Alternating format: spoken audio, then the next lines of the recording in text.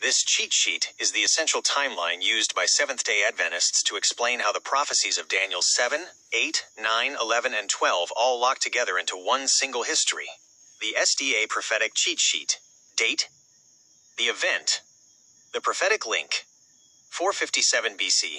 Decree to rebuild Jerusalem. The start button for the 2,300-day and 70-week prophecies. Dan 925. AD 27. Baptism of Jesus. The anointing of the Messiah at the start of the 70th week. Dan 925. AD 31. Crucifixion of Jesus. The Messiah is cut off in the middle of the week, ending sacrifices. Dan 927. AD 34. Stoning of Stephen. The end of the 70 weeks. The gospel goes to the Gentiles. Dan 924. AD 508. Conversion of Clovis. The taking away of the daily, paganism. To set up the 1,290 and 1,335 days. Dan 12, 11, 12. AD 538. Ostrogoths defeated. The papacy gains political seat in Rome. Starts the 1,260 years. Dan 725. AD 1798. Pope taken captive. The deadly wound ends the 1,260 and 1,290 years. The time of the end begins. Dan 1140. AD 1844. The Great Disappointment. End of the 2,300 days. Jesus enters the most holy place for the investigative judgment. Dan 814. 3 key definitions to remember. 1. The daily, Tamid. In SDA thought, this is Jesus' high priestly ministry in heaven. When Daniel says it is taken away, it means human traditions replace the focus on Jesus. 2. The abomination of desolation. This is the union of church and state, the king of the north, which persecutes God's people and obscures the gospel. 3. The cleansing of the sanctuary. This is the investigative judgment. It is the process of vindicating God's character and deciding who is written in the book before Jesus returns. Where are we now? On this timeline, we are in the wait period, the 1,335 days of Dan 1212. We are past 1844, and the very next major event is Daniel chapter 12 verse 1. And at that time shall Michael stand up, the great prince which standeth for the children of thy people. The final to-do list. Study. Understand the 2,300-day prophecy so you know the hour of his judgment is come. Watch. Observe the movements of the King of the North as religious and political powers begin to unite globally. Prepare. Ensure your name is found written in the book by trusting in the Prince of the Covenant, Jesus. This study guide summarizes the Seventh-day Adventist, SDA, interpretation of Daniel 11 and its connection to the rest of the book. It is designed to show the flow of history from the perspective of historicist prophecy. 1. The core foundation, parallel visions. The book of Daniel repeats the same history 4 times, each time adding more detail. Daniel 2, the statue, the political skeleton. Daniel 7, the 4 beasts, the moral/religious conflict. Daniel 8 and 9, the sanctuary, the prophetic timeline/dates. Daniel 11 and 12, the kings of north-south, the final crisis. 2. Key players in Daniel 11. Power, SDA identification. Role in prophecy, mighty king. Version 3. Alexander the Great. Conquered Persia. Empire split 4 ways. King of the South. Ptolemaic Egypt. Historically Egypt. Symbolically atheism. Version 40. King of the North. Seleucid Syria, right pointing arrow Rome. Historically Syria. Symbolically the papacy. Version 40 to 45. Prince of Covenant. Jesus Christ. Broken. Crucified. Under Roman authority. Version 22. 3. The major time prophecies. The day-year principle. Adventists apply 1 prophetic day equals 1 literal year. 1,260 years. 5381798 add. The period of papal political supremacy. 2,300 years. 457 BC to 1844 AD. The longest prophecy. Leads to the cleansing of the sanctuary. Investigative judgment.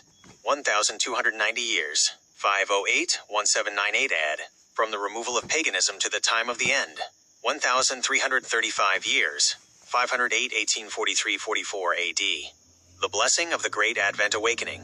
4. The final conflict. Daniel chapter 11 verses 40 to 45. This section describes the time of the end, post-1798. 1. The push.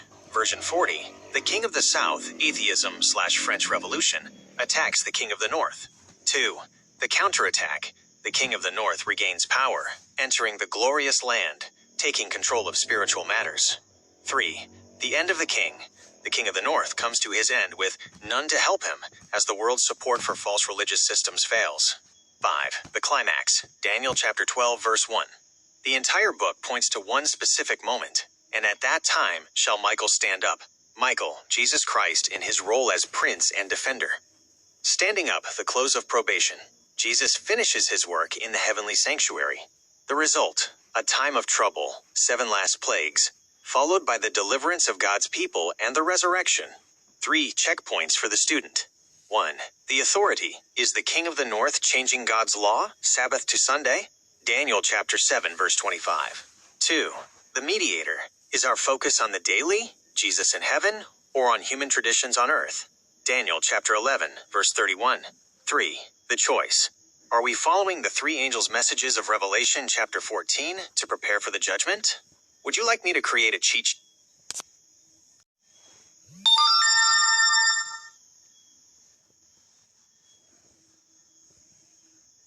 To bring this all together, here is the master map of the Seventh-day Adventist, SDA, understanding of Daniel.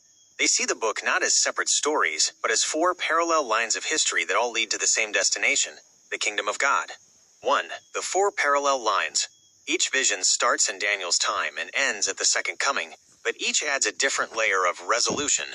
Daniel 2, the political skeleton, focuses on the succession of nations. It tells us where we are in the stream of time, the feet of iron and clay. Daniel 7, the moral conflict, focuses on the little horn. It tells us who would try to change God's law and how the judgment begins in heaven. Daniel 8 and 9, the prophetic clock, focuses on the sanctuary. It gives the specific dates, 457 BC to 1844 AD, for when the final phase of history starts. Daniel 11 and 12, the final crisis, focuses on the King of the North. It tells us what the final political and religious struggle will look like right before Michael stands up. 2. The Great Convergence. For an Adventist, all these lines converged in the mid-1800s. 1. The 1,260 and 1,290 years ended in 1798, the time of the end. 2. The 2,300 years ended in 1844. The judgment begins. 3. The 1,335 years ended in 1,843/44, the Great Awakening. 3. Where we are now.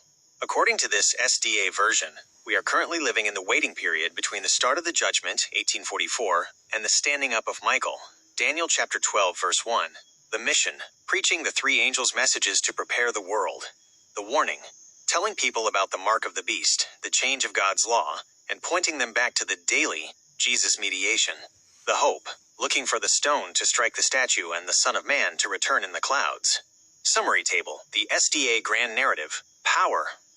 Daniel 2, Daniel 7, Daniel 8, Daniel 11, Babylon, Goldhead, Lion, Medo-Persia, Silver Chest, Bear, Ram, Persian Kings, Greece, Bronze Belly, Leopard, Goat, Mighty King, Rome, Iron Legs, Dragon Beast, Little Horn, Pagan, King of the North, the Church/State, Iron and Clay, Little Horn, Papal, Little Horn, Papal, King of the North, the End, the Stone, the Judgment, Cleansed Sanctuary. Michael stands up, the final yes. When an Adventist looks at Daniel 11 and 12, they see a message of assurance. Even though the King of the North is powerful and a time of trouble is coming, the prophecy ends with the deliverance of everyone found written in the book. The 2,300-day prophecy of Daniel chapter 8 verse 14 is the grandfather clock of Seventh-day Adventist SDA theology. It is the longest time prophecy in the Bible and provides the specific date for the beginning of the investigative judgment we discussed. To understand it, SDAs link Daniel 8, the vision of the 2,300 days, with Daniel 9, the explanation of the 70 weeks. 1. The starting point, 457 BC.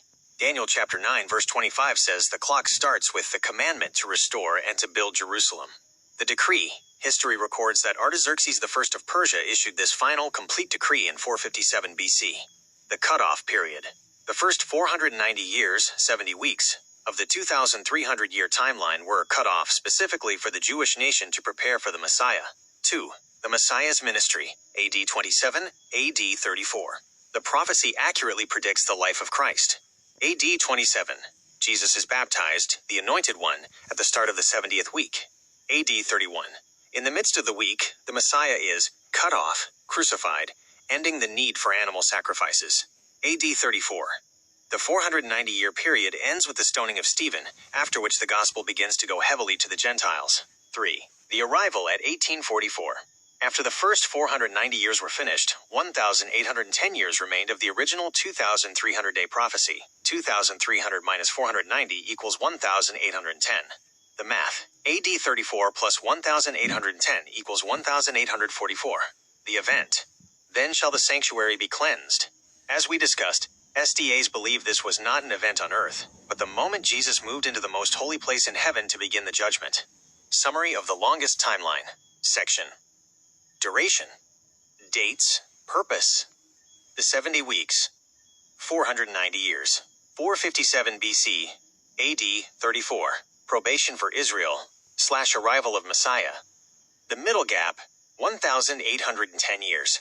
AD 34, 1844. The church in the wilderness. The Labid Dark Ages. The judgment. Ongoing. 1844. Present. The cleansing. / investigative judgment. Why the year 1844 is the anchor. For an Adventist, 1844 is the point where 1. The sealed book of Daniel was opened. 2. The three angels' messages began to be preached. 3. The world entered its final phase of history. Everything we've covered. The King of the North's final push, Daniel 11, the Sabbath test, Daniel 7, and Michael standing up, Daniel 12, is all part of the judgment hour that began in 1844. The final step. Since we are living during the time of the cleansing of the sanctuary, the next major tick on the prophetic clock isn't a date, but an event. The close of probation. This is when Jesus says it is finished in the heavenly temple and returns for his people. To Seventh-day Adventists, Daniel 2 is the ABC of prophecy. It provides the skeleton, the basic structure of history, while chapters 7, 8, 11, and 12 add the flesh, the details of the conflict, the dates, and the judgment. Without the skeleton of Daniel 2, the King of the North and the 1,260 days would have no place to stand. 1. The great statue, the skeleton. King Nebuchadnezzar saw a massive statue made of different metals. Each metal represents a world empire that would rule over God's people. Metal/part. Kingdom. SDA historical timeline. Goldhead. Babylon. 605-539 BC. Silver chest/arms. Medo-Persia. 539-331 BC. Bronze belly/thighs. Greece. 33116-8 BC. Iron legs. Rome. Imperial. 168 BC. AD 476. Iron and clay feet. Divided Europe. AD 476. Present. The stone. Kingdom of God. The second coming. 2. Adding the flesh, the later chapters. As the book of Daniel progresses, God gives the same history again, but with more detail each time. Daniel 7, the hearts. Instead of cold metal, we see beasts. This shows the character of the nations. Lion, bear, leopard, dragon. It introduces the little horn, the papacy, coming out of the Roman legs. Daniel 8, the sanctuary, focuses on the religious attack. The little horn attacks the daily and the sanctuary. Daniel 11, the war, focuses on the political and military struggle. It tracks the King of the North through the same timeline. Persia, right-pointing arrow Greece, right-pointing arrow Rome, right-pointing arrow papacy. 3. The Iron and Clay Mystery, version 41-43. This is where SDAs find their current place in history. The division. Just as iron and clay do not mix, the nations of Europe, the 10 horns toes, would never cleave one to another. The failure of unity. Adventists point out that leaders like Charlemagne, Napoleon, Hitler, and even the EU have tried to unite Europe, but the prophecy says, they shall not cleave one to another. Our current position. We are living in the tips of the toes. There are no more earthly kingdoms to come. The next event is the stone. 4. The stone, the final intervention. And in the days of these kings shall the God of heaven set up a kingdom, which shall never be destroyed. Daniel chapter 2 verse 44. Not a human kingdom. The stone is cut out without hands. It isn't a political movement or a social reform. It is the direct supernatural return of Jesus Christ. The final blow. The stone strikes the statue on the feet, the time we are living in now. This completely destroys all earthly systems of government and religious political unions, like the King of the North. The SDA Grand Summary. 1. Daniel 2 tells us where we are in history, the feet. 2. Daniel 7 tells us who the players are, the little horn. 3. Daniel 8/9 tells us when the judgment began, 1844. 4. Daniel 11/12 tells us how the final struggle ends. Michael stands up. One final thought. The character of the stone. The stone that destroys the statue eventually becomes a great mountain and fills the whole earth. For an Adventist, this is the ultimate hope, that after the time of trouble and the fall of the King of the North, God's kingdom of peace will finally begin. In Seventh-day Adventist SDA theology, the three angels' messages of Revelation chapter 14 verses 6 to 12 are the final warning to the world. They believe these messages are the spiritual counterpart to the investigative judgment happening in heaven right now. If Daniel 11 and 12 show the timeline of the end, the three angels' messages show the mission of the people living during that time. 1. The first angel, the hour of judgment, versions 6 to 7. Fear God and give glory to him, for the hour of his judgment is come. The everlasting gospel. This message must go to every nation, tongue, and people. The judgment is present. Note the tense. Is come. SDAs believe this message began to be preached in the 1840s, announcing that the judgment in Daniel 7 and the cleansing of the sanctuary in Daniel 8 had begun. Worship the Creator. This is a callback to true worship, specifically pointing to the Sabbath, the fourth commandment, which identifies God as the creator of heaven and earth and the sea. 2. The second angel. Babylon is fallen, version 8. Babylon is fallen that great city. Who is Babylon? In SDA thought, Babylon represents a confusion of religious systems, specifically the union of the King of the North, the papacy, with fallen Protestant churches that have rejected the first angel's message. The fall. This isn't a physical fall yet, but a moral and spiritual one. It's a warning that these systems have substituted human traditions for the daily mediation of Christ. 3. The third angel, the mark of the beast, version 9 to 12. If any man worship the beast and his image, the same shall drink of the wine of the wrath of God. The final choice. This is the most solemn warning in the Bible. It describes a final conflict between those who follow the beast, the Roman power of Daniel 7:11, and those who follow God. The mark versus the seal. SDAs believe the mark is a counterfeit sign of authority, specifically a forced Sunday law, while the seal of God is found in the heart of the law, the seventh-day Sabbath. The patience of the saints, verse 12, defines the people who survive this time. Here are they that keep the commandments of God and the faith of Jesus. How it connects to Daniel 11 and 12. Daniel's prophecy, Revelation's message. The result, Daniel chapter 8, verse 14, sanctuary cleansing. First angel. Judgment has begun. People prepare for the trial. Daniel chapter 11, verses 41 to 45, King of the North. Second angel, Babylon is fallen. People leave false systems. Daniel chapter 12, verse 1. Michael stands up. Third angel, the final warning.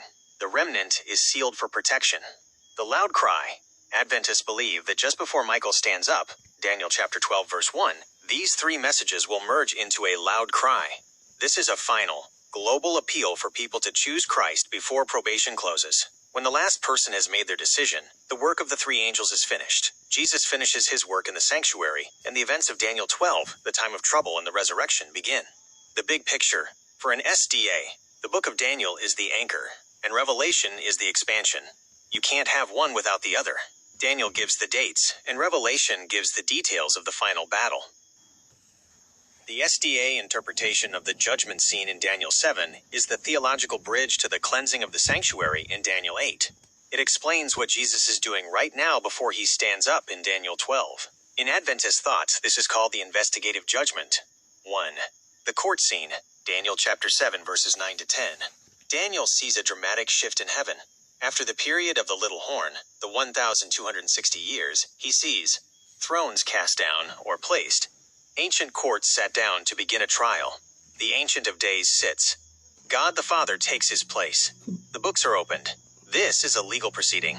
Every life is recorded, and the universe is watching to see that God is fair. 2. The Son of Man approaches. Daniel chapter 7 verse 13. Daniel sees one like the Son of Man, Jesus, coming with the clouds of heaven. Crucial detail. He is not coming to earth yet. He is coming to the Ancient of Days.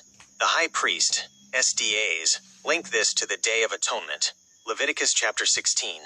Just as the high priest entered the most holy place once a year to cleanse the sanctuary of Israel's sins, Jesus entered the heavenly most holy place in 1844 to begin the final phase of his ministry. 3. The purpose of the judgment? Why does God need a trial if he already knows everything?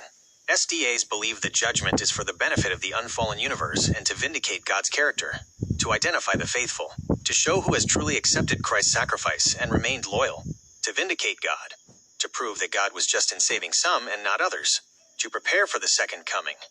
Once the cases are decided, Jesus receives his kingdom, Daniel chapter 7 verse 14, and then returns to earth to give the reward. 4. The link to the daily and abomination. In Daniel 11 and 12, the daily, the tamid or continual mediation of Christ, was taken away and replaced by a human system, the abomination. The investigative judgment is the restoration of the daily. It focuses the world's attention back on Jesus' actual work in heaven, rather than human traditions on earth. The parallel view of Daniel's visions. Chapter: Earthly power focus. Heavenly reality focus. Daniel 2. Statue of empires. The kingdom of God. The stone. Daniel 7. 4 beasts, flash little horn. The court sits in judgment. Daniel 8. Ram/goat/little horn. The sanctuary is cleansed. Daniel 11/12. King of the north versus south. Michael stands up to deliver. What happens when the judgment ends? When every case has been decided. 1. Revelation chapter 22 verse 11 is pronounced, "He that is unjust, let him be unjust still. And he that is righteous, let him be righteous still." 2. Michael stands up. Daniel chapter 12 verse 1. The intercession stops, and the plagues begin. 3. The second coming. Jesus returns to earth not as a priest, but as King of Kings. To understand how the dates from Daniel 11 and 12 connect to Daniel 7 and 8, we have to look at the little horn. In Seventh-day Adventist SDA theology, this power is the thread that ties all these prophecies together. The little horn represents the papacy, rising out of the ruins of the Roman Empire and exerting both political and religious authority for centuries. 1. The power shift, 508 and 538 AD. In Daniel 7, the little horn rises among the 10 horns, the divided tribes of Europe, and plucks up 3 of them, the Heruli, Vandals, and Ostrogoths. AD 508, the legal setup. This is the start of the 1290 and 1335-day prophecies. It marks the conversion of Clovis, king of the Franks, to Catholicism. By defeating the Visigoths, he provided the military arm for the church to begin suppressing its theological rivals, Arianism. AD 538, the political setup. This is the start of the famous 1260-year prophecy. 538 plus 1260 equals 1798. In this year, the last of the 3 horns, the Ostrogoths, was driven out of Rome. This allowed the Bishop of Rome to exercise the full political authority granted by Emperor Justinian's decree. 2. The Deadly Wound, 1798 AD. The prophecies of Daniel 7, 11, and 12 all converge in the year 1798, the end of the 1260 and 1290 years. During the French Revolution, General Berthier entered Rome and took Pope Pius VI captive. The significance, this deadly wound, as described in Revelation chapter 13, ended the papacy's 1260 years of undisputed civil power. It marked the beginning of the time of the end mentioned in Daniel chapter 11 verse 40. 3. The cleansing of the sanctuary, 1844 AD. This is the blessed period of the 1335-day prophecy. 508 plus 1335 equals 1843-44. Daniel chapter 8 verse 14. Unto 2,300 days, then shall the sanctuary be cleansed. The 2,300-day prophecy. This is the longest time prophecy in the Bible. It began in 457 BC, the decree to rebuild Jerusalem, and ended in 1844 AD. The investigative judgment. SDAs believe that in 1844, Jesus moved from the holy place to the most holy place in the heavenly sanctuary to begin the final work of judgment before his return. The grand prophetic map, prophecy. Duration. Start date. End date. Event significance. Sanctuary cleansing. 2,300 years. 457 BC. 1,844. Start of Judgment / Millerite Movement. Papal Supremacy. 1,260 years. 538 AD. 1,798. Persecution of the Saints, developing Dark Ages. Desolating Abomination. 1,290 years. 508 AD. 1,798. Shift from paganism to papal authority. The Blessing. 1,335 years. 508 AD. 1,843. The Great Awakening / Arrival of the Judgment Hour. Why this matters to the SDA view. For Adventists, this isn't just history, it's a roadmap. Because the historical dates, like 538 and 1798, were fulfilled so precisely, it gives them confidence that the final event, the standing up of Michael, Jesus, is also certain and near.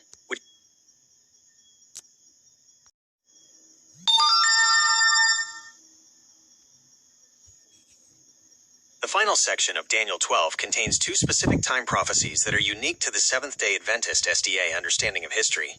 While most interpretations see these as literal days during the time of Antiochus IV, Adventists apply the day-year principle, one prophetic day equals one literal year, to these figures.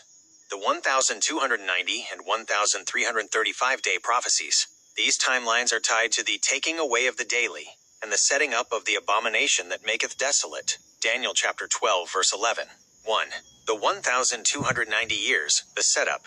The starting point, AD 508.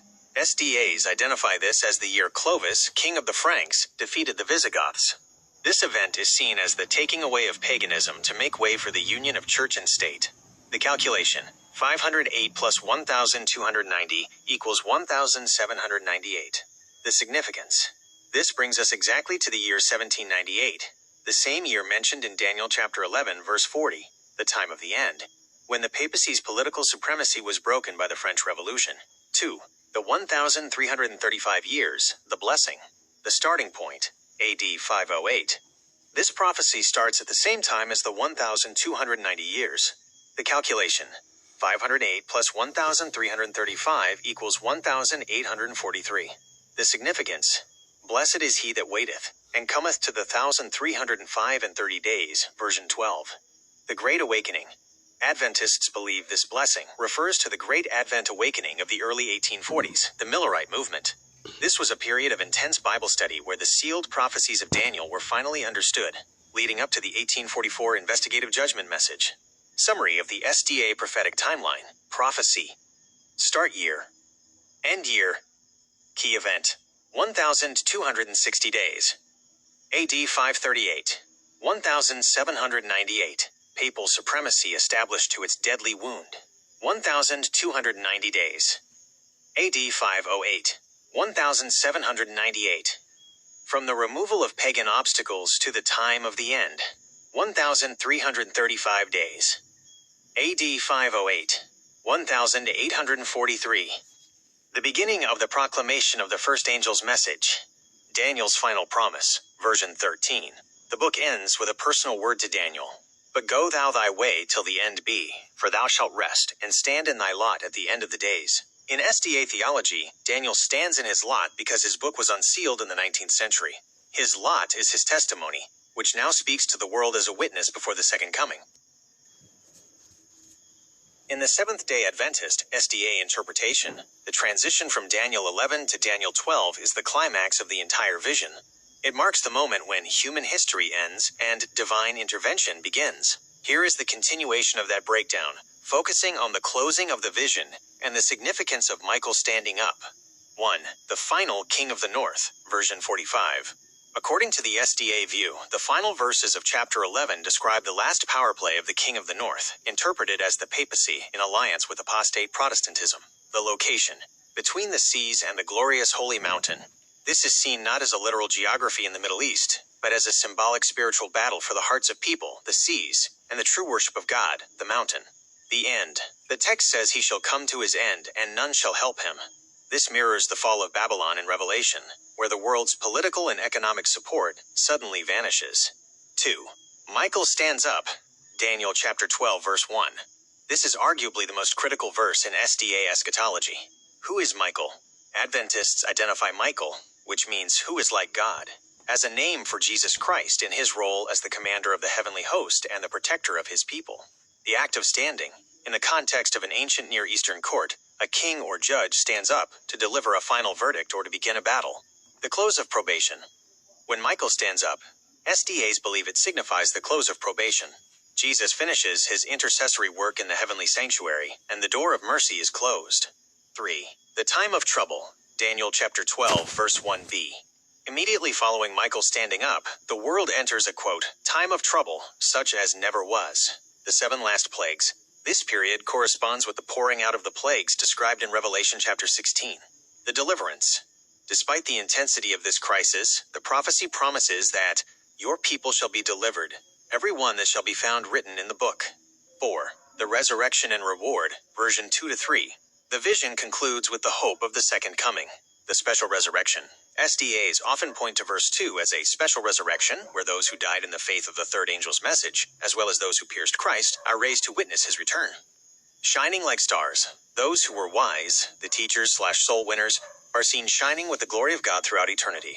Comparison of the transition, event, biblical text, SDA interpretation. The final move. Daniel chapter 11 verse 45. The Sunday law crisis and final push for religious laws. The stand-up. Daniel chapter 12 verse 1. Jesus finishes his high priestly work. Probation ends. The great trouble. Daniel chapter 12 verse 1. The Jacob's trouble, or the 7 last plagues. The deliverance. Daniel chapter 12 verse 1. The second coming of Christ to rescue his people. The sealed book, version 4. Daniel is told to shut up the words and seal the book, even to the time of the end. Adventists believe this sealing was lifted in the late 18th and early 19th centuries, around 1798, leading to the Great Advent Awakening, where people began to run to and fro through the scriptures, and knowledge of these prophecies was greatly increased. The Seventh-day Adventist, SDA, interpretation of Daniel 11 follows the historicist method. Unlike other views that see these prophecies as already finished in the distant past, SDAs believe Daniel 11 provides a continuous, unbroken line of history from Daniel's time, 539 BC, to the second coming of Christ. Here is the SDA breakdown of the chapter. 1. The Foundation, version 2-4. Persia and Greece. Like most commentators, SDAs identify the 4 Persian kings and the mighty king as Alexander the Great. The 4 winds. Upon Alexander's death, the empire split among his 4 generals: Cassander, Lysimachus, Seleucus, and Ptolemy. 2. The Great Conflict, version 5-13. King of the North versus South. In SDA theology, these are the Seleucids, North Syria, and the Ptolemies, South Egypt. The conflict. These verses detail the literal wars between these 2 dynasties as they fought over the glorious land, Palestine-Israel, which sat right between them. 3. The rise of imperial Rome, version 14-22. The robbers of thy people, version 14. SDAs identify this as the transition to pagan Rome. Rome exalts itself and eventually dominates the Mediterranean. The Prince of the Covenant, version 22. This is a crucial SDA identifier.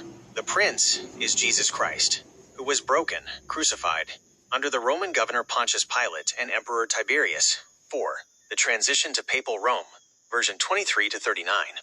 The shift. After the fall of the Western Roman Empire, the King of the North role shifts from a literal geographic power, Syria, to a spiritual/political power, the papacy, the little horn of Daniel 7 and 8. The Dark Ages, version 31-35. This describes the 1,260-year period of papal supremacy, the abomination that makes desolate, the substitution of the intercession of Christ with a human priesthood, and the persecution of them that understand, the Waldenses, Hussites, and Reformers. 5. The Time of the End, version 40-45. The year 1798. SDAs believe the time of the end began in 1798, when Napoleon's General Berthier took the Pope captive, ending the 1,260 years of political dominance. The King of the South, atheism. In this specific context, the South is identified as revolutionary France, which championed atheism, symbolized by Egypt's "I know not the Lord" attitude. The final conflict, the King of the North, the papacy, supported by apostate Protestantism, eventually overcomes the King of the South. Key summary table. Versus. Power/entity. SDA historical application. 2. 3 king/4th king. Persia. Cyrus to Xerxes. 3 to 4. Mighty King, Alexander the Great, Flash Greece. 14 to 22. The Robbers, Imperial Rome, Crucifixion of Christ. 23 to 39. King of the North, Papal Rome, Middle Ages. 40. King of the South, Atheism, starting with the French Revolution. 45. The End of the King, the final fall of earthly powers at the Second Coming. The SDA conclusion. The chapter ends with the King of the North coming to his end with none to help him. For Adventists, this mirrors Daniel chapter 12, verse 1, where Michael stands up. This signifies the end of human probation and the return of Christ to deliver his people. The three angels' messages found in Revelation chapter 14, verses 6 to 12, are considered a central prophetic framework in Christian eschatology, particularly within the Adventist tradition. They are presented as a final warning and an invitation to the world before the harvest of the earth, the second coming. Here is a breakdown of each message. 1. The first angel, the everlasting gospel. Fear God and give glory to him, for the hour of his judgment has come, and worship him who made heaven and earth, the sea and springs of water. Reverend 14 to 7. The proclamation. This message is described as the everlasting gospel being preached to every nation, tongue, and people. It is a global call to return to the Creator. The judgment. It announces that the hour of his judgment has come, present tense, suggesting that a pre-Advent review of human history is underway. The call to worship. It emphasizes worshiping the Creator, using language very similar to the fourth commandment, the Sabbath, reminding humanity of their origins in a time of increasing secularism or evolution-based worldviews. 2. The second angel, the fall of Babylon. Babylon is fallen, that great city, because she has made all nations drink of the wine of the wrath of her fornication. Reverend 14 to 8.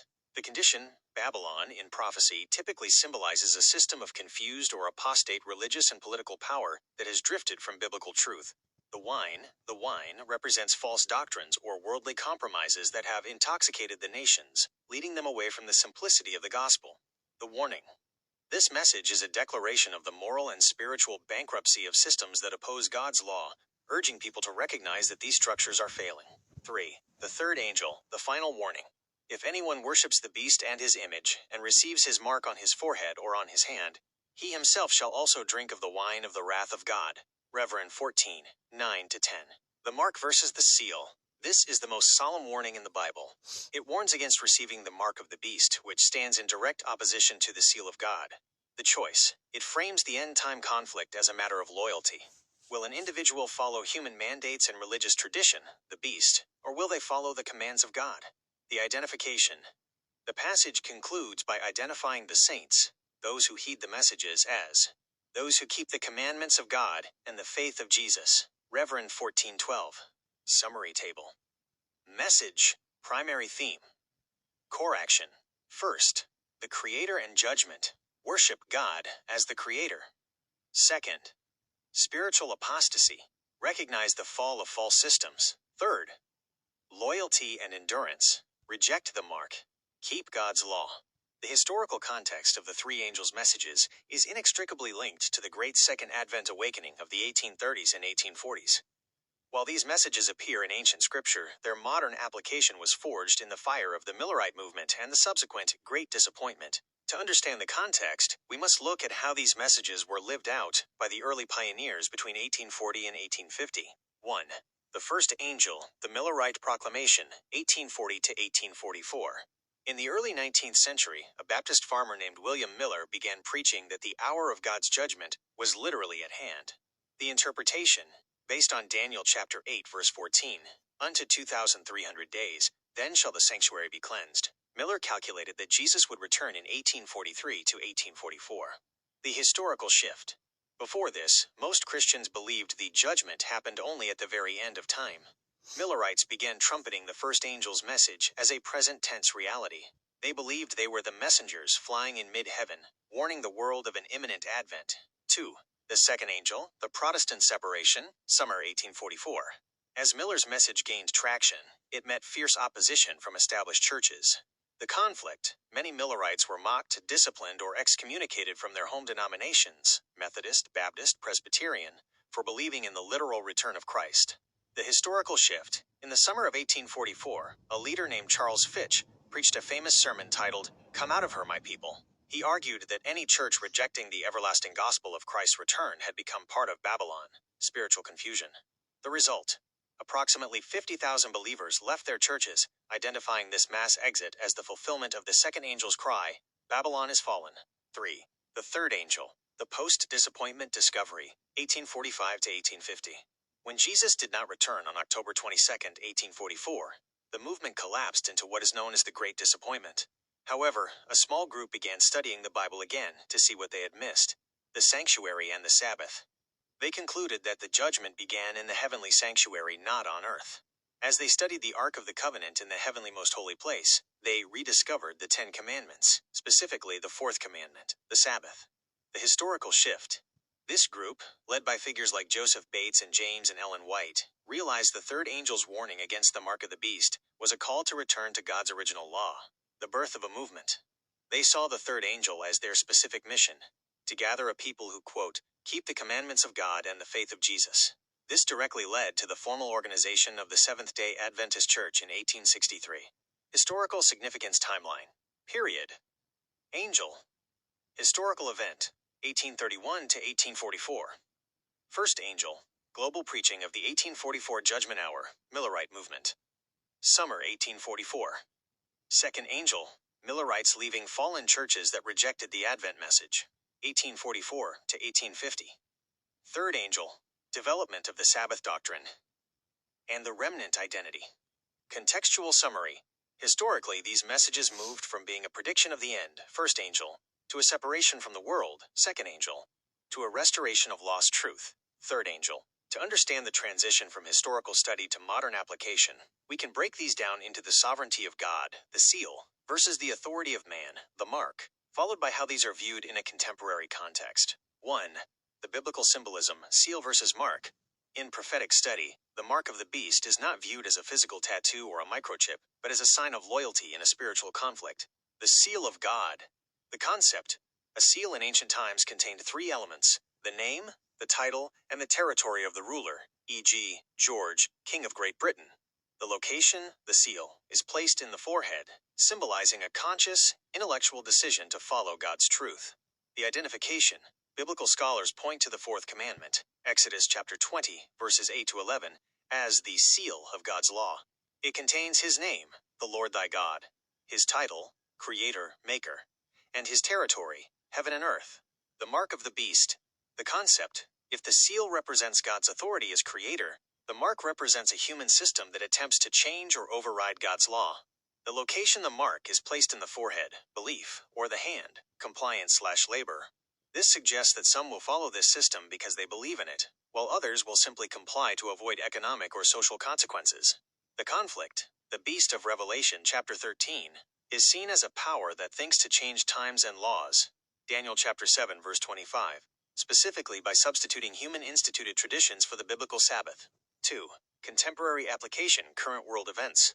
Many who study these messages today look for signs of a global moral crisis that would set the stage for these final warnings. The economic buy or sell. No one may buy or sell except one who has the mark. Reverend 1317. Modern context. With the rise of central bank digital currencies, CBDCs, and the move toward a cashless society, the technical infrastructure for an economic boycott of a specific group is now a reality. This is often viewed as the mechanism through which the mark could be enforced globally. Religious and political convergence. The trend. The second angel's message warns against the fornication of Babylon, a symbolic term for a union between church and state. Modern context. Observers point to increasing calls for religious values to be enforced through civil legislation on both the left and the right. Whether through environmental Sunday rest initiatives or nationalistic religious movements, any attempt to use the state's power to enforce religious worship is seen as a fulfillment of the image to the beast. The loud cry. The mission. In a world of increasing polarization and digital noise, the three angels' messages are viewed as a loud cry, Revelation chapter 18, meant to cut through the confusion and offer a clear choice: unfiltered biblical truth or human tradition. Summary of the contrast. Feature. The seal of God. The mark of the beast. Basis. The commandments of God. Traditions of men. Authority. The Creator. Sabbath. The beast power. Sunday. Placement. Forehead. Conviction. Forehead, or hand. Compliance.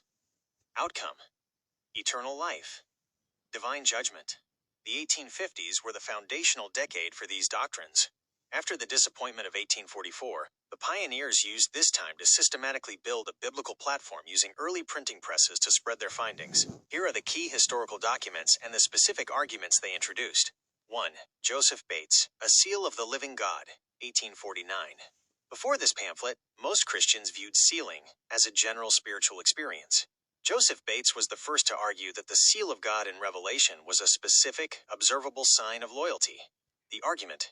Bates argued that just as an earthly seal contains the name and authority of a ruler, God's seal is found in the fourth commandment. He pointed out that it is the only commandment that identifies God by his title, Creator, and his territory, heaven and earth. The shift. He moved the Sabbath from being just a good idea to being the literal seal that protects believers from the coming plagues. 2. James White, The Present Truth, 1849 to 1850. This was the first official periodical of what would become the Seventh-day Adventist Church. In its very first issues, James White laid out the logic for why the Sabbath was present truth, a truth specifically for their time. The argument. White argued that the first angel's message, the judgment, had already happened in 1844. Therefore, the world was now living under the third angel's message. The logic. He famously wrote that if the third angel warns against a false worship, there must be a true worship being restored at the same time. He identified this true worship as the seventh-day Sabbath. 3. J. N. Andrews, The Three Angels of Revelation 14, 1850s articles. John Nevins Andrews was the movement's first great scholar. In the early 1850s, he wrote a series of articles in the Review and Herald that defined the beast and the image. The argument. Andrews was among the first to identify the two-horned beast of Revelation chapter 13 as the United States.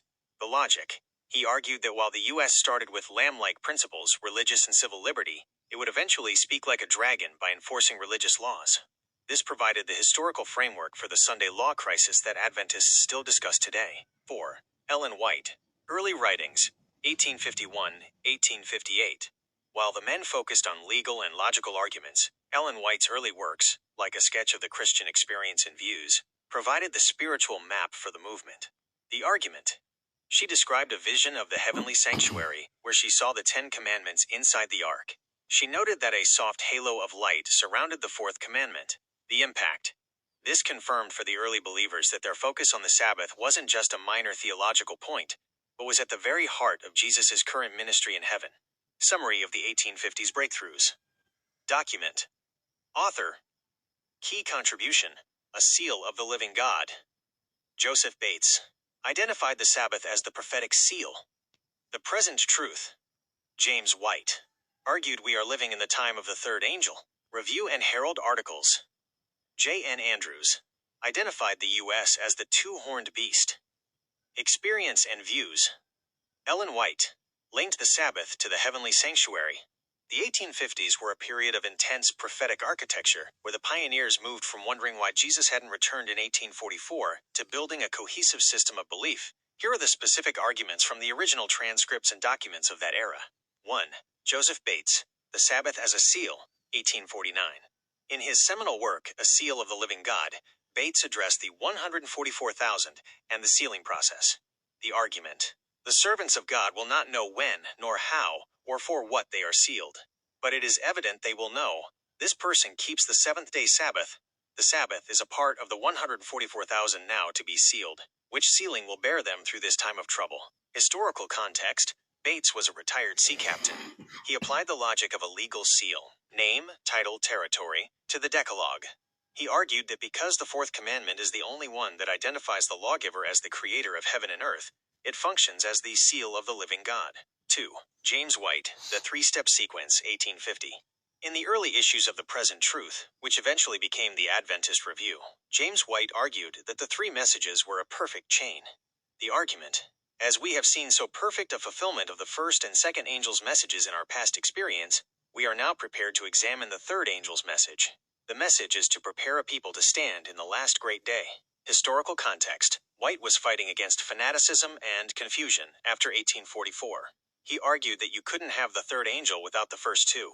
Since the first angel, Judgment Hour, happened in 1844, he concluded that the third angel's warning against the mark was the only message relevant for their current time.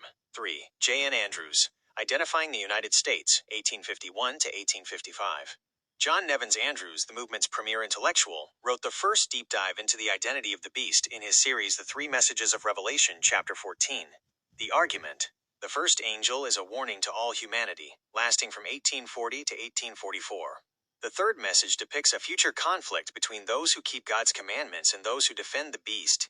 The two-horned beast must also transpire in the future age. Historical context: Andrews was the first to explicitly identify the United States as the two-horned beast of Revelation chapter 13. He argued that despite its lamb-like constitution, freedom of religion, it would eventually speak like a dragon by using civil law to enforce the mark of the beast. 4. Ellen White, The Halo of Glory Vision, 1851. In her first major book, Early Writings, she described a vision that gave the movement its spiritual heart. The argument: in the holiest I saw an ark, the fourth, the Sabbath commandment, shone above them all. For the Sabbath was set apart to be kept in honor of God's holy name. The holy Sabbath looked glorious. A halo of glory was all around it. I saw that the Sabbath commandment was not nailed to the cross. Historical context: this vision confirmed for the early believers that their shift to the seventh-day Sabbath wasn't just a legalistic detail. By seeing the halo in the heavenly sanctuary, they felt they had found the hidden treasure that would unite God's people in the end times. Why these 1850s documents matter today. These pioneers didn't just see these as interesting ideas. They viewed them as a rescue mission. They believed the first angel had called people out of the world. The second angel had called them out of fallen churches. And the third angel was giving them the seal they needed to survive the final crisis. The 1850s marked the period when these prophecies were transformed from abstract theories into a specific worldview. J.N. Andrews and James White were the primary architects of this logic. Below are the specific historical arguments and excerpts from the early 1850s that shaped this prophetic understanding. 1. J.N. Andrews, The Identity of the Two-Horned Beast, 1851. In his series for the Review and Herald, J.N. Andrews provided the first systematic argument that the United States was the second beast of Revelation, chapter 13. This was radical at the time, as most saw the U.S. only as a refuge for Christianity.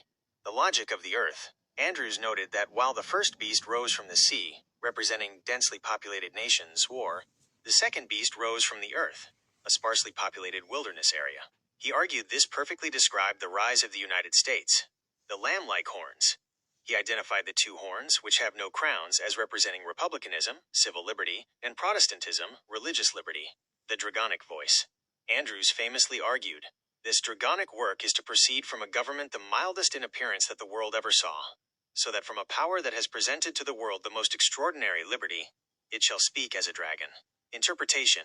He predicted that the U.S. would eventually use its lamb-like civil power to enforce religious decrees, the mark of the beast. 2. James White, The Three-Step Sequence, 1850.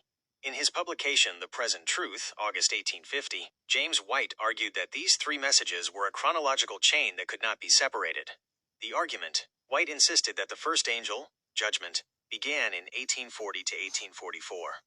Therefore, the second and third must follow immediately. The goal of the third angel. The design of the three great proclamations is first, to give warning of coming judgments. Secondly, to set the people of God upon their watchtower. And fourthly, to restore the commandments of God to his people. Significance. This turned the third angel's message into a restoration movement. It wasn't just a warning about the beast. It was a call to return to the forgotten fourth commandment, the Sabbath. 3. The definition of the image to the beast, early 1850s. Early pioneers like G.W. Holt and J.N. Andrews defined what this image would actually look like in the real world. The image definition. They argued that the beast, the papacy, was a union of church and state. Therefore, an image to that beast would be a similar union, specifically, Protestant churches in America using the U.S. government to enforce their own dogmas. The result. They concluded that when American Protestantism influences the government to pass a national Sunday law, the image to the beast has been fully formed. Summary of the 1850s foundational logic. Concept: 1850s pioneer argument. The beast, C. The papal system of the Middle Ages. The beast, Earth, the United States, rising in a new world. The image, a union of U.S. civil power and Protestant religious power. The mark, Sunday worship enforced by law. The sign of the beast's authority. The seal, the seventh-day Sabbath, the sign of the Creator's authority. How this applies to modern discussions. Today, students of these 1850s documents point to two things. Technological infrastructure. The buy or sell restriction of Revelation chapter 13 is now technically possible through digital banking. Legislative trends. Efforts to pass laws based on shared religious/moral values, such as national days of rest for family or environment, are seen by some as the early stages of the image, predicted by J. N. Andrews over 170 years ago. The 1888 Blair Sunday Rest Bill is the most significant historical moment where the predictions of the 1850s pioneers nearly became federal law. It represents the climax of 19th century Adventist prophetic expectation. Here is the breakdown of that event and the historical documents surrounding it. 1. The document, Senate Bill 2983, the Blair Bill. Introduced on May 21, 1888, by Senator Henry W. Blair of New Hampshire, the bill's official title was A Bill to Secure to the People the Enjoyment of the First Day of the Week, commonly known as the Lord's Day, as a day of rest, and to promote its observance as a day of religious worship. Key provisions of the bill. Prohibition of labor. It banned all secular work, labor, or business that would disturb others on Sunday. Commerce and transport. It specifically prohibited interstate commerce and the transportation of mail on Sundays. Military drills. It banned all military and naval drills, parades, and musters on the first day of the week. Religious intent. Unlike modern blue laws that claim to be for public health, this bill explicitly stated its purpose was to promote Sunday's observance as a day of religious worship. 2. The defense. Alonzo T. Jones, December 13, 1888. The Seventh-day Adventist Church sent Alonzo T. Jones, a former soldier turned historian and editor, to testify before the Senate Committee on Education and Labor. His testimony was later published as a book titled The National Sunday Law. His core arguments. The theocracy argument. Jones argued that for the government to pick a day of worship was to create a theocracy, which he claimed was the very foundation of the Inquisition and the papal beast power. The rights of the individual. He famously told the senators, "If I had a right to use my own time, I had a right to use it for the purpose of worshiping God. You have no right to say that I shall not work on Sunday." The image in action. Jones pointed out that the bill was being pushed by a coalition of Protestant churches, the National Reform Association, and the Women's Christian Temperance Union. He argued this was the exact image to the beast, church-state union, predicted in Revelation. 3. The turning point. The 1888 General Conference. While the Sunday law battle was raging in Washington, the Adventist Church was holding its most famous General Conference session in Minneapolis, 1888. Internal conflict. The church was divided. Some leaders were so focused on the law and defending the Sabbath that they had become spiritually dry. The correction. Two young messengers, E.J. Wagoner and A.T. Jones, presented a message of righteousness by faith. They argued that keeping the Sabbath was useless unless it was done through a living relationship with Jesus. The prophetic link Ellen White supported this new light, stating that this message of God's grace was actually the beginning of the loud cry of the third angel. She believed that if the church accepted this message, they would have the spiritual power to face the Sunday law crisis. 4. Why it matters today. The Blair Bill eventually died in committee, partly due to Jones' testimony and partly due to shifting political winds. However, for those who study Revelation chapter 14, this event serves as a historical template. The pattern. It showed that Sunday laws don't start with persecution, but with a desire for moral reform and the common good. The trigger. It demonstrated how quickly a secular government can be persuaded to pass religious legislation when pressured by a large religious voting bloc. The warning. It remains the primary historical reference point for why many still watch for similar legislative trends in the modern era. The transition from the 1888 Blair Bill to the modern era shows a shift in language, but not in logic. While the 19th century arguments were based on Protestant morality, today's discussions often center on social justice, environmental sustainability, and economic control. Here is how the 1888 arguments are being adapted to 2026. 1. The Green Sabbath and environmental rest. In 1888, the argument for Sunday laws was purely religious. Today, a new secular religious hybrid argument has emerged. The earth needs a day of rest. The modern argument. Influential voices, including some within the Vatican's Laudato Si on care for our common home, suggest a shared day of rest to reduce carbon emissions, lower energy consumption, and combat overconsumption. The prophetic view. Watchers of the three angels' messages see this as the image to the beast in a modern mask.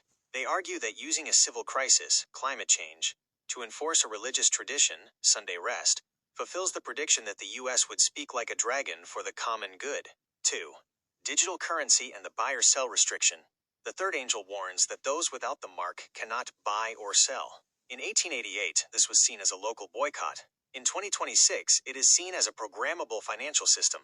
The modern context, the development of central bank digital currencies, CBDCs, allows for programmable money. Governments could technically restrict spending based on social credit or compliance with specific mandates. The prophetic view. This is viewed as the technical infrastructure for the mark of the beast. If a universal day of rest or a specific religious/moral decree is passed, the ability to flip a digital switch to lock an individual out of the economy is no longer a conspiracy theory. It is a functional reality. 3. The moral minority versus common good.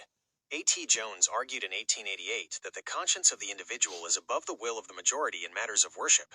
The modern conflict. We are seeing a global shift where individual liberty is increasingly weighed against collective safety or the common good. The prophetic view. Many believe the final conflict described in Revelation chapter 14 verse 12, those who keep the commandments of God, will be triggered when a global majority decides that a specific religious practice, like Sunday observance, is necessary for social cohesion or divine favor to stop global disasters. Comparison. 1888 versus 2026. Feature. 1888. The Blair Bill. 2026. Modern trends. Primary goal. Protect the Lord's Day. Save the environment/social equity. Enforcement. Local fines and jail time. Digital financial exclusion. CBDCs. Key player. National Reform Association. International coalitions/global orgs. The threat. Moral decay of the nation. Climate collapse/economic instability. The loud cry for the modern era. For those who hold to the 1850s pioneers' logic, the loud cry of Revelation chapter 18 is the final warning to come out of her, my people. They believe that as these modern systems tighten, a clear call will go out to trust in Christ's righteousness rather than human systems. Uphold the seal of God, the biblical Sabbath. Refuse the mark, even if it means economic hardship. Where to go from here? This concludes the historical and modern arc of the three angels' messages. We've covered the biblical breakdown, Reverend 14, the 1840s Millerite context, the 1850s pioneer logic, the 1888 legislative crisis, the 2026 modern application. In the prophetic framework of the three angels' messages, signs to watch for are not just random headlines. They are specific shifts in legislation, finance, and global alliances that mirror the 19th century predictions we discussed. As of March 2026, here are the key areas to monitor. 1. The move toward a uniform day of rest. The most direct sign, according to this view, is the re-emergence of Sunday-specific legislation, often framed as a solution for family health or social stability.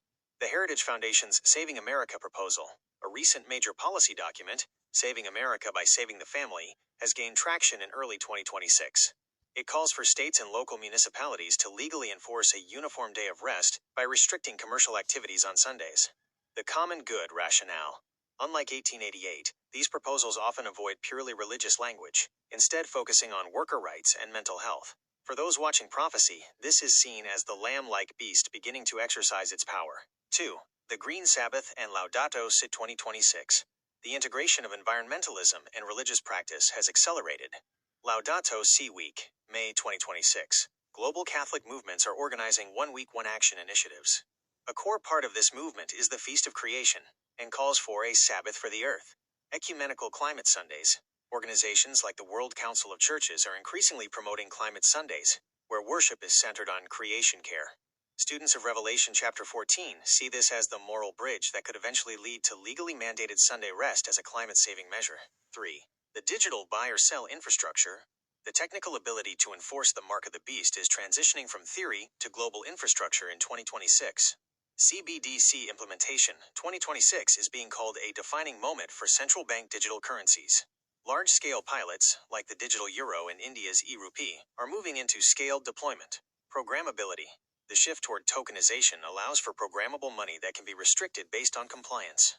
If a national day of rest were ever mandated, the technical ability to freeze the accounts of those who work or buy-sell on that day is now functionally possible. 4. Religious and political convergence. The second angel's warning about Babylon involves a union of church and state. Midterm election tensions, U.S. 2026. As the U.S. approaches its 250th anniversary this July, there is a sharp rise in Christian nationalism rhetoric. The push to codify religious values into federal law is becoming a central platform for several major political groups. Global faith alliances. Watch for the merging of interests between major religious bodies, the Vatican, Orthodox, and evangelical leaders, on global peace and social morality. Prophecy students see this as the healing of the deadly wound mentioned in Revelation chapter 13. Summary of prophetic indicators. Indicator, current status, March 2026. Significance in prophecy. Sunday laws. Saving America policy proposals. The image to the beast. Climate rest. Laudato Si. Action platforms. The pretext for global mandates. Finance. Rapid CBDC and stablecoin scaling. The buy or sell mechanism. State/church. Increased culture war legislation. The voice of the dragon. The watchman perspective. From the perspective of Revelation chapter 14 verse 12, these signs are not meant to cause fear, but to signal the need for the patience of the saints. The ultimate sign is the development of a people who remain loyal to the commandments of God, even as these global systems converge.